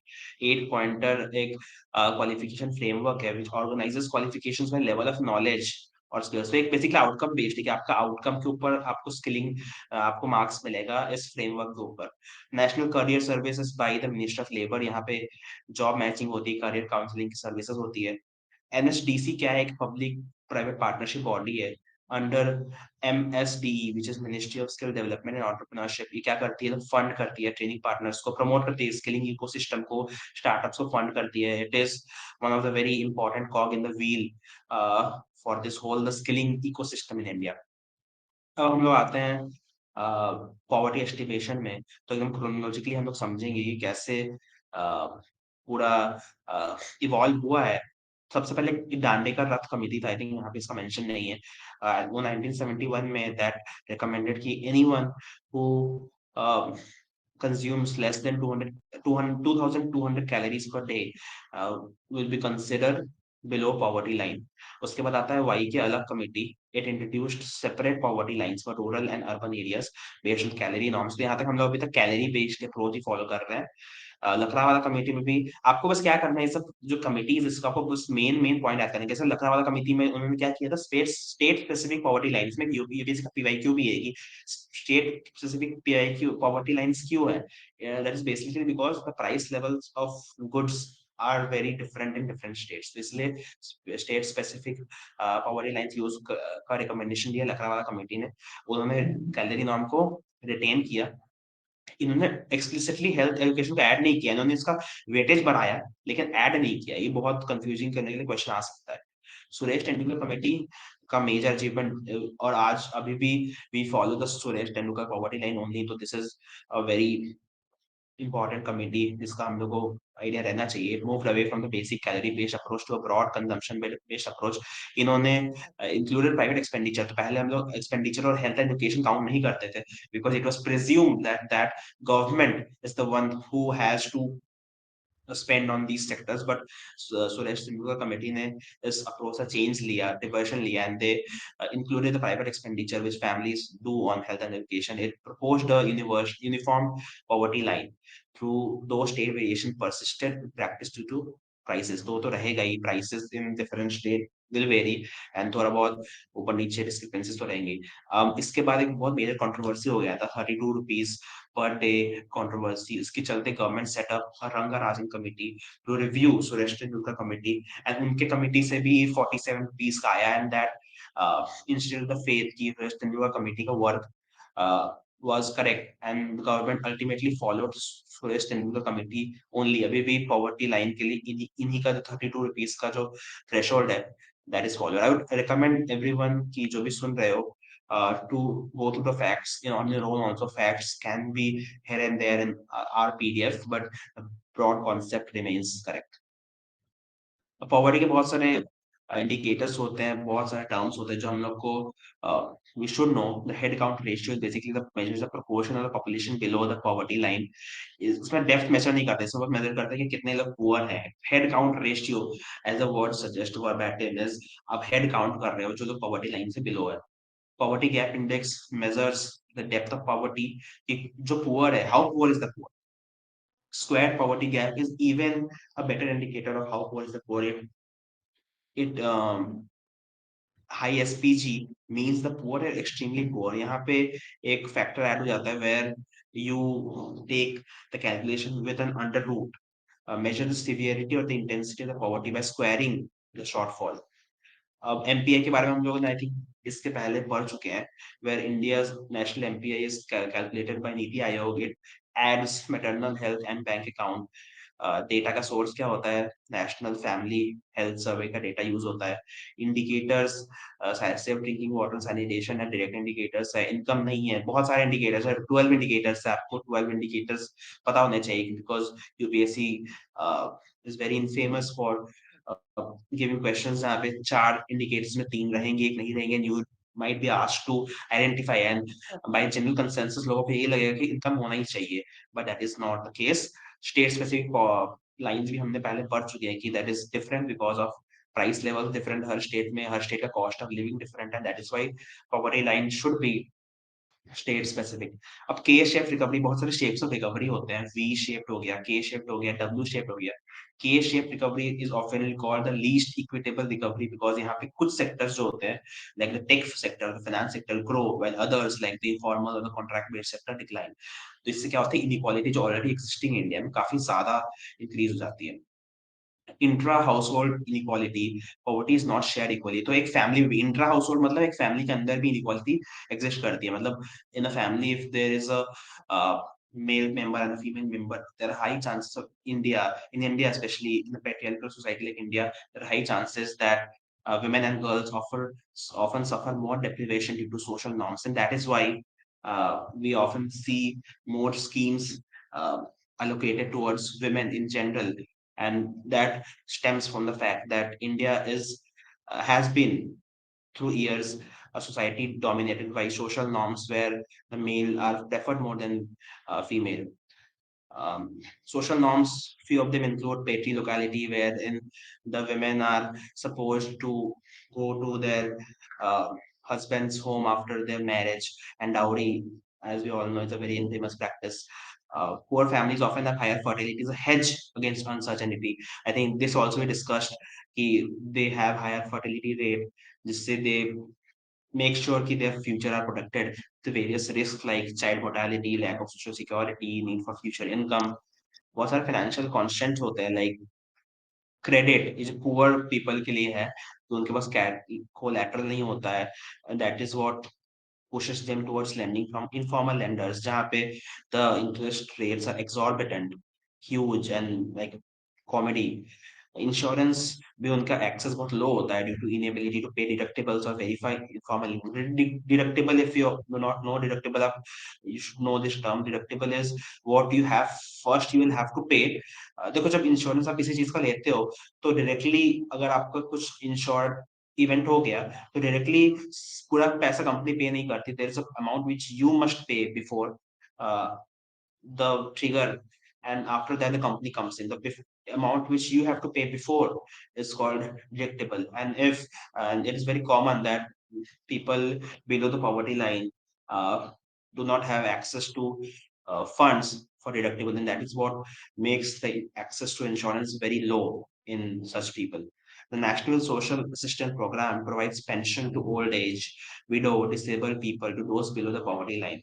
Limitations we have कुछ की benefits are fixed amounts, not indexed inflation, which essentially makes the real interest rate very low, leading to erosion of real value over time. Economic history. Poverty reduction was slow pre 1991, low growth 3.5%, it accelerated post 1991 and especially post 2000 due to high growth combined with welfare schemes like Manrega. Now, the one last thing before I conclude this file is growth and poverty are not correlated. Like there's a famous line which like Shivinsha told us that causation is not correlation. It has happened by chance, but it is not correlated that high growth will often lead to decrease in poverty. I think with this I conclude this file. Hand over to Surf to go forward in international poverty and development definitions. Anshaj Over भाई to I you. Anshaj भाई I would request you कि आप poverty पूरा ही करा दो। आप poverty शुरू से कर रहे हो ना, आप बहुत अच्छे कर रहे हो। आप इंटरनेशनल पॉवर्टी वाला भी कंप्लीट ही कर दो। ठीक है, done. Okay. Okay, thank you. So these are data. No worries. These are data which are updated. I think हाँ ये updated data है. पहले I think ये 2.15 का data जो था, this is 2017 का data. $3 per day is also भाई 2021 का थोड़ा data. सा मैं आपको इंटरप्ट कर रहा हूँ, sorry. Just for our viewers कि जो डेटा यहाँ पे मेंशन है, please don't take these data seriously. Data बहुत बार चेंज होता है, हम लोग के लिए भी पॉसिबल नहीं है हम लोग एकदम करंट डेटा लाए। तो आप प्लीज डेटा के लिए यहाँ पे रिलाई मत करो। आप प्रीलिम्स के पहले कहीं से लेटेस्ट डेटा निकाल लो, हम लोग भी वही करेंगे इनफैक्ट। तो आप बस यहाँ पे कंसेप्ट समझो और कंसेप्ट रिवाइज करो, डेटा को इग्नोर करो and continue on sir. Sure. जैसा मैं हम बता रहे थे डेटा अपडेट होते रहता है data is something which is evergreen कोई भी स्टैटिक सोर्स उसका है नहीं that is why we call it current affairs तो आई थिंक वो आपको should verify before relying on any source अब वर्ल्ड बैंक क्या करता है 2021 पीपीपी के हिसाब से उन्होंने वर्ल्ड बैंक इसलिए क्या करता है कि from a technique called Atlas method यहाँ पे देखो लिखा हुआ है एटलस मेथड के यूज से it classifies country into various groups which is higher middle income upper higher income countries, upper middle income countries, lower middle income countries, low income countries ऐसे define करता है। इसके काफी सारे values है, values भी कभी change होते रहते हैं, तो I would not like say about any value। लेकिन अब एक कौन से मेथड से करता है which is you guys should remember is Atlas method। अब Atlas method से आपको क्या याद आता है? एक और मेथड के बारे में हम लोगों ने ऊपर पढ़ा था which is Alkire-Foster method। तो ऐसे मेथड में कंफ्यूज नहीं होना। Alkire-Foster method is used for MPI calculation and Atlas method is used for world bank country classification calculation. तो जो भी अपर मिडिल इनकम कंट्रीज है वहां पे पॉवर्टी लाइन का बेंचमार्क क्या है $8.30 per day. Low income country और एक्सट्रीम पॉवर्टी कंट्री में पहले जो था 2.15 था, अभी उसको बढ़ा के कर दिया है $3 per day. This is data according to the 2021 PPP. अब यहाँ पे दो चीज है, purchasing power parity and market exchange rate. Poverty is always poverty line is always calculated on PPP because MER, which is market exchange rate, can overestimate poverty. वहाँ पर poverty के numbers काफी ज़्यादा आएंगे in low income countries because it undervalues domestic purchasing power. Market exchange rate, mostly in case of dollars, would have a bias towards dollar, and that is why we like tend to use or we use formally PPP वाला method. PPP में क्या करते हैं कि आप दो basket of goods बनाते हो, वन ही मान लो यूएसए का एक बास्केट ऑफ गुड है और एक इंडिया का बास्केट ऑफ गुड है। आप उसको कंपेयर करते हो, आप उससे पता चलता है कि यहाँ पे इस चीज़ को खरीदने में कितना लगा और यहाँ पे एक चीज़ को खरीदने में कितना लगा। I think last I read it was something around $1 is ₹21 by PPP, और जबकि $1 is currently as we speak I think around 90 rupees. Controversy भी हुआ है इन मार्केट एक्सचेंज रेट। तो आप काफ़ी जो देख सकते हो कितना बड़ा वैल्यू डिस्क्रिपेंसी है यहाँ पे। इससे पॉवर्टी बहुत ज़्यादा ओवर एस्टिमेट हो जाएगा। इसलिए that is why you use the purchasing power parity method for World Bank poverty classification. Both PPP and MER measure include remittance. I'm not very sure about this sentence, so I'll kindly ignore it. If Utsav would have any idea, he would explain it after I'm done. Now, poverty trap क्या होता है? Poverty trap is basically when your future income is lower than your current income. A situation where a current income uh, or nutrition self perpetuates, causing future income to remain low. इसमें एक S shaped curve बनता है। आपको इसको curve याद करने की कोई जरूरत नहीं है, बस आपको याद रखने की एस शेप बनता है। और इसमें काफी सारे कॉजेस है जो ये परसिस्ट करके रखता है पॉवर्टी ट्रैप में। कॉजेस है and it is kind of cycle कि आपके लो ह्यूमन कैपिटल इसके चलते आपको क्रेडिट नहीं मिलेगा, पुअर एजुकेशन होगा, पुअर एजुकेशन से आपका प्रोडक्टिविटी कम होगा। This is kind of cycle. This is very generic points, कुछ ऐसा पॉइंट नहीं जिसके लिए आपको मतलब अलग से समझाना पड़ेगा। Very generic points like low human capital, poor education, low future productivity, lack of access to credit, liquidity constraint रहेगा। If market exists, poor household under invest in education due to high opportunity cost. Now you'd say how can one break the trap? It is not very easy for the people to break the trap in itself, and that is why free market do not exist in real world. There are always the government interventions coming across which help people कि वो ये सब trap से बाहर निकल सके। Schemes like right to education, skilling, midday meals, insurance, pension schemes, temporary uh, cash transfer तो usually per month insufficient होता है alone, but when it is coupled by schemes like right to education, various skilling initiatives by government, midday meals, it uh, catalyzes the process of poverty reduction and getting outside the poverty trap. अब हम लोग आते हैं absolute poverty पे, relative poverty पे। As a name suggests, absolute is like a absolute definition और an absolute benchmark जो world bank ने सेट किया है, which is a $3 line. And relative properties always takes into account the relative nature of the surrounding of the environment. Is linked to obviously linked to inequality. It is common in EU, in OECD. It is defined by falling below a median income level. Consumption expenditure limitation. It may not capture non-monetary deprivation. It is influenced by regional inflation prices and ignores intra-house inequality. तो यहाँ पे हम लोग वही basic बात कर रहे हैं कि how are the consumption expenditure calculation that we do, how it does not capture non-monetary deprivation, inflation does not capture, it influenced by inflation, and it ignores the intra-household part. So देखो, these are basically parts जहाँ पे आपको analytical thinking करनी है।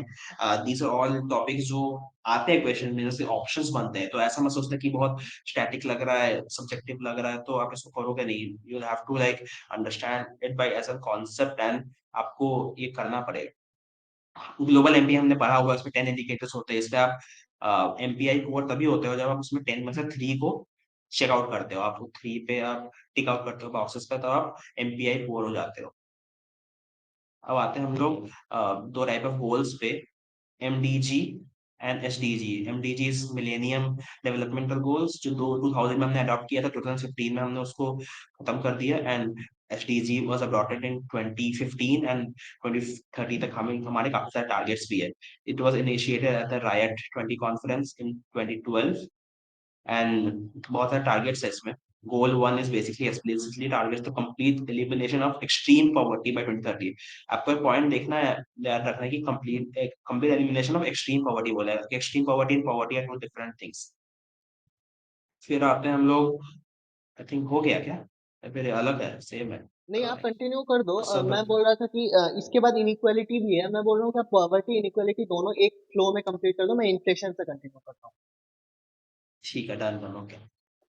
Now we will continue same topic. हम लोग देखते हैं गवर्नमेंट इंटरवेंशंस कैसे करते हैं to help people out of the poverty trap. Social security is what we term this genre under.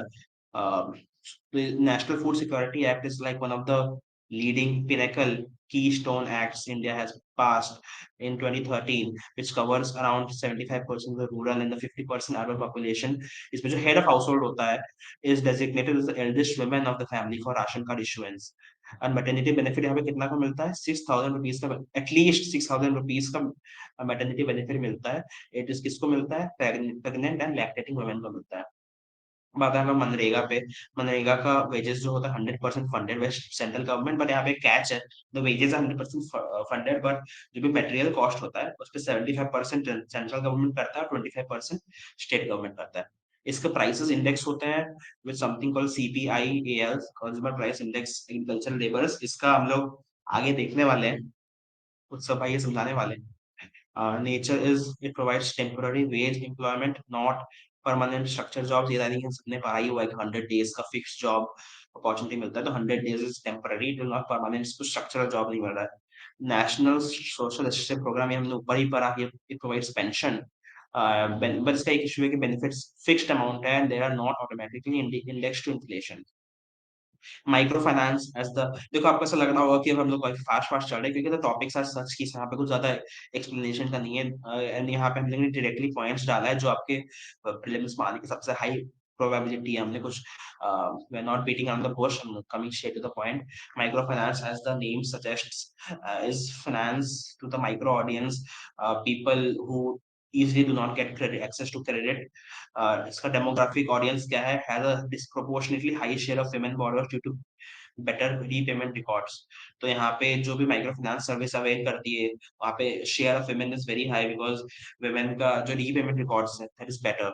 इससे देखो एक बहुत फेमस स्कीम है which is like planned by NABARD and which connects the self-help groups and the bank. Banks directly lend to group self-help groups or individual based on the group's credit history, and this is implemented or planned by NABARD, which is National Agricultural Bank, जिसके बारे में हम लोग आगे पढ़ने वाले हैं। Fertility and gender norms, this is also topic of society जो आप मेंस में पढ़ोगे। सन प्रेफरेंस इसलिए होता है, सन प्रेफरेंस होता है फैमिलीज में इसलिए जब तक बेटा हो नहीं तब तक दे कीप हैविंग चाइल्ड और बेबीज। इसके चलते फैमिली की क्या होता है, फर्टिलिटी रेट भी इंक्रीज होता है and families keep having children until son is born, which is called the stocking behaviour. Patrilocality जो हम लोग ऊपर पढ़ा, पेट्रिलोकैलिटी से भी क्या होता है, associated with higher fertility, reduces female autonomy, opportunity cost, low female wages or agency leads to higher fertility because female का wage, female को usually wage कम मिलता है तो people prefer कि हमारा बेटा हो ताकि उसको wage ज्यादा मिले, and which are like it is a cycle, and everything stems to the fact that the mindset of people has been very backward to say the least, and which ultimately results in higher fertility and the preference for son। Dependency ratio is basically the higher ratio forces families to spend more। Now what is dependency ratio? पूरा I think हमने पढ़ा था। एक होता है 15 to 59 which MOSPI, the Ministry of Statistics and Implementation defines this is the working age, और जिसके बाहर है that is the non-working age। तो जो non-working age divided by working age is called the dependency ratio। जब ये ratio high होता है तब it forces the family to spend more because the non-dependent non-working people cannot earn on their own and spend, so obviously increases the spending on the family on consumption, and what it does is it reduces saving is which is the most important component for the future, it gets reduced। Growth versus development हमने already पढ़ा हुआ है। Increase in per capita income does not indicate development if inequality rises in poverty increases. This is a straight question और statement from prelims का PYQ.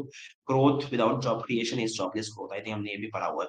Keep recalling as the terms like jobless growth क्या था, आप recall करो अपने mind में, actively recall करो ताकि आपको सब याद आता रहे। This is a very interesting concept which is inequality curve and concept. अब दो तीन टाइप का कर्व है, नॉट श्योर मतलब यहाँ पे जो लॉरेंस कर्व देखा है, इससे मेरे को याद है, फिलिप कर्व करके होता है, Philip curve.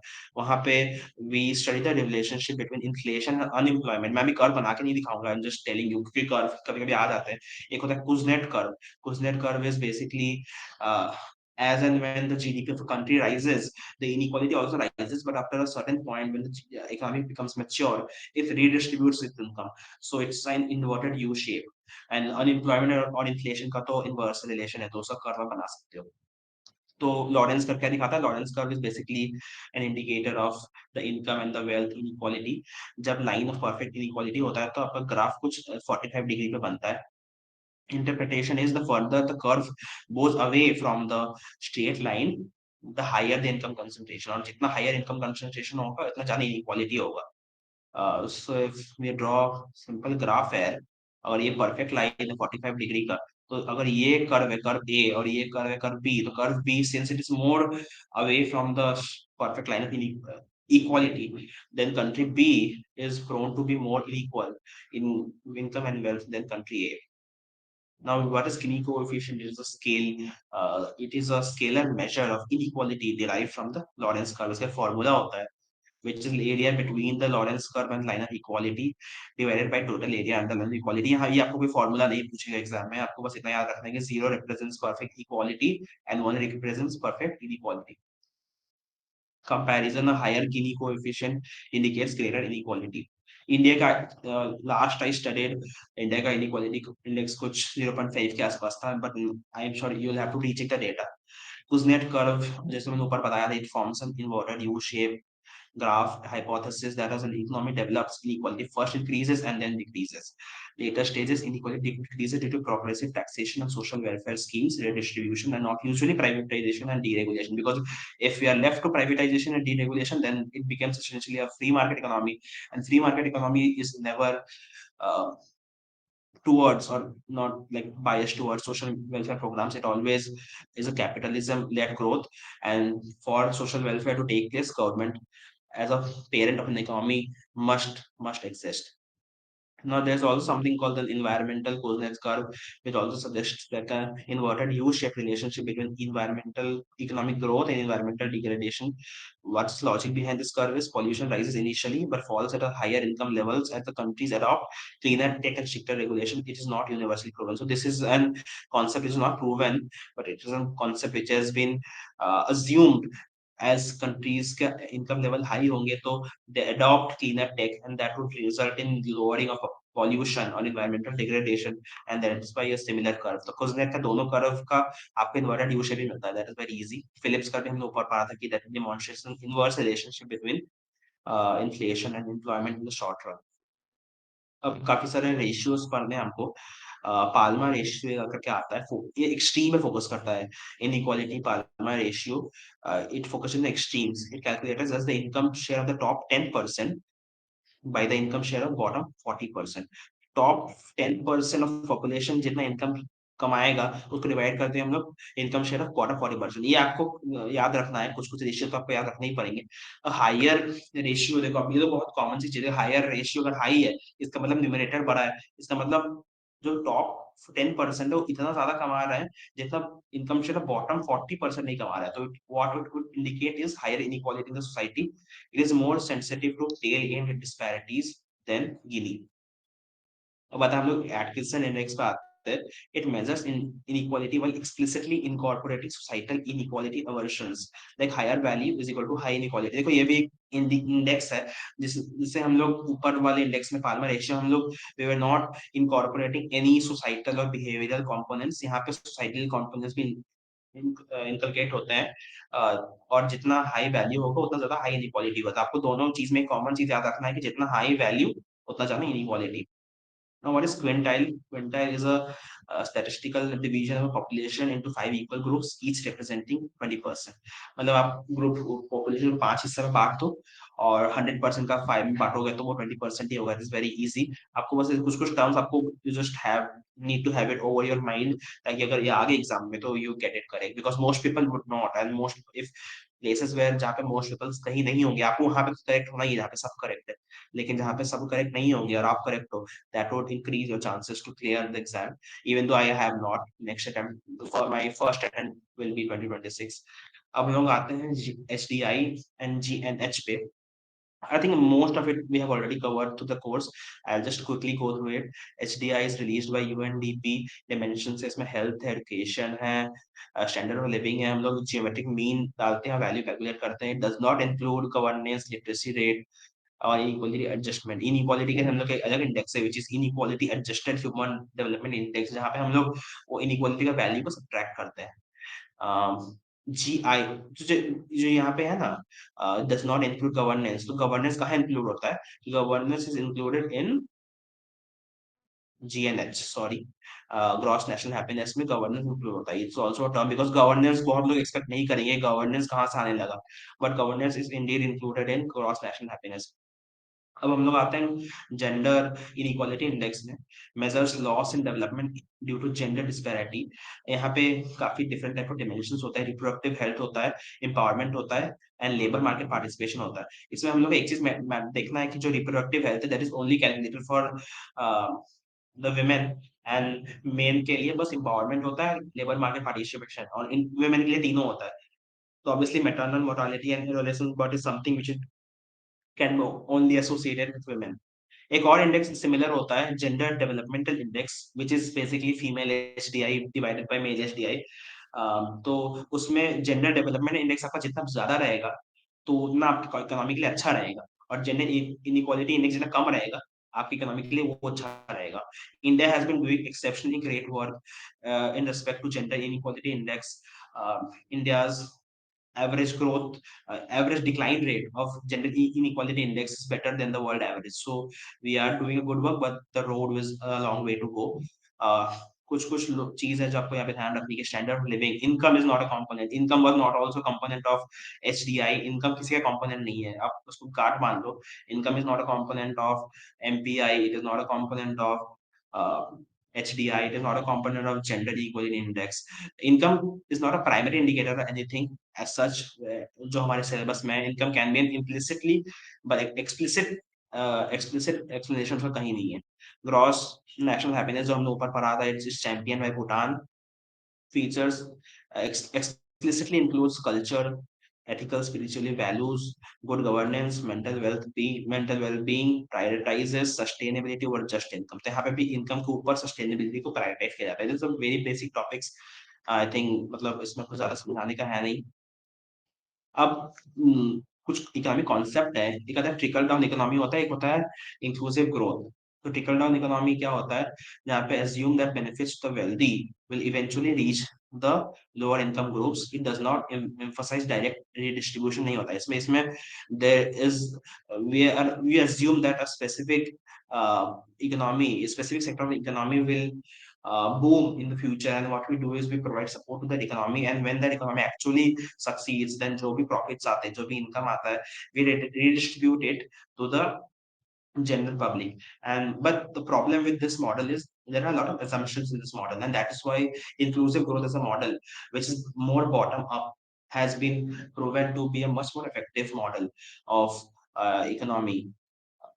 Trickle-down economics is also probably referred to as the capitalism-led growth. Now, crony capitalism क्या होता है? Crony capitalism is a system where success depends upon politics, political connection. तो basically आप याद रख लो कि capitalism plus politics is crony capitalism. यहाँ पे favoritism होता है, permits होता है, grants होते हैं, which also like in government is very infamous. But हम लोग उसको कुछ comment नहीं करेंगे. Resource curse is a paradox of plenty. मतलब आपके पास बहुत कुछ है, रिसोर्स इस कंट्रीज है जिसके पास बहुत कुछ रिसोर्सेस है, but they still experience lower growth. And the primary reason is are the institutionally they're eroded. The poor development is very poor due to distortions like rent seeking. बहुत सारे distortions होते हैं, आपको उतना कुछ याद रखने की जरूरत नहीं है, बस आपको एक टर्म याद रहना चाहिए. रिसोर्स कर्स क्या होता है, किस टॉपिक से related. It's related to inequality. Inclusive growth treat GDP as a means to an end, not an end itself. So means is basically the way, and end is the result. So in inclusive growth, GDP is the way to achieve something much bigger, which is the end. GDP is not the actual end. We are not living in the era of computers where just numbers can be our designated ends. We need to achieve much more than just doing good numbers. It was emphasized in the 11th five-year plan. Data like this should be remembered. Amartya Sen काफी famous economist है. uh, उनका perspective क्या है? Development is about capabilities and freedom, not just income. Includes security, health and mental wellbeing. Now हम लोग आते हैं poverty plus versus inequality distinction में. पॉवर्टी किस पे फोकस करते हैं? Focus is on absolute deprivation, whereas inequality or it measures is the relative distribution can exist even if no poverty. मतलब अगर कोई पुअर नहीं भी है लेकिन कोई बहुत ज्यादा रिच है और कोई कम रिच है तो इनइक्वालिटी तो एग्जिस्ट करेगा ही, but poverty is something which is absolute. Another basic difference between wealth and income: wealth inequality is generally higher and less volatile than income inequality because wealth accumulates across generations. Wealth आप inherit करते हो, income आप inherit नहीं करते. Income is something which is much more volatile. Policy impact reduces inequality. कौन कौन सा policy inequality को रिड्यूस करता है? Progressive taxation, as the name suggest. जैसे जैसे आपकी इनकम बढ़ता है वैसे वैसे आप ज्यादा टैक्स होते हो, वैसे वैसे इनइक्वालिटी कम होता है.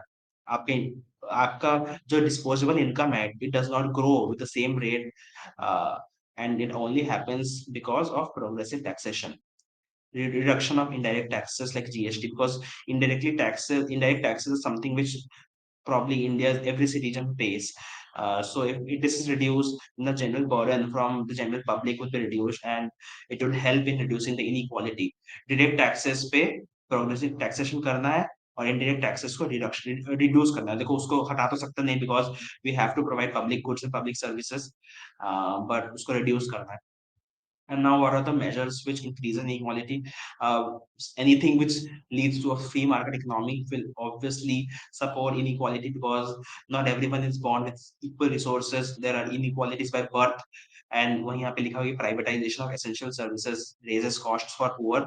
जब मार्केट अनरेगुलेटेड होंगे, जब उसको कोई वॉच डॉग नहीं होगा मार्केट का, then it would be left in the hand of the capitalist, and job of the capitalist to extract the most amount of profit possible, and that in turn would lead to more inequality.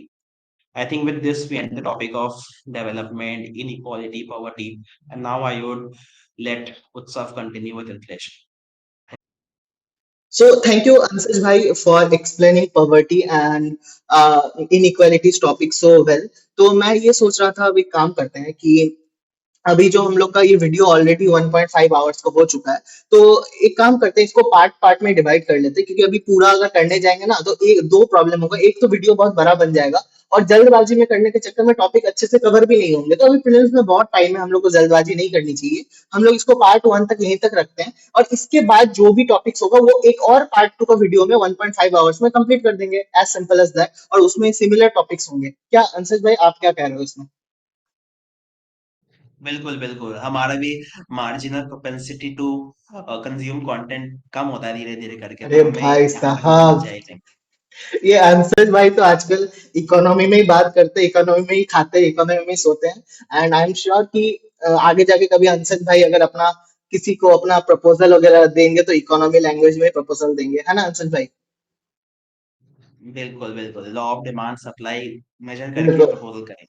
बिल्कुल बिल्कुल. आप देखना कि demand किस चीज का चल रहा है मार्केट में, उस हिसाब से सप्लाई करना प्रपोजल.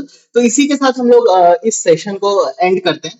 एंड आई होप कि आप लोग को थोड़ा बहुत हेल्प हुआ होगा. मेनली ये हम लोग खुद के लिए था कि हम लोग प्रीलिम्स के 10 दिन पहले ये वीडियो से पूरा इकोनॉमी रिवाइज कर पाए.